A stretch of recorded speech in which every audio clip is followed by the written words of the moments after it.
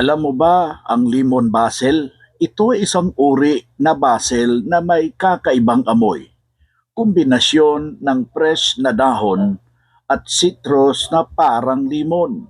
Karaniwan itong ginagamit sa pangluto tulad ng panghalo sa salad, pangdagdag aroma sa sabaw at pasta. Pwedeng ilagay sa infused water o tsa. Bukod sa masarap pang palasa, ang lemon basil ay may natural na bango na nakaka-refresh ng pakiramdam. Madali itong itanim sa paso at maliit sa hardin kaya swak sa mga gustong magtanim.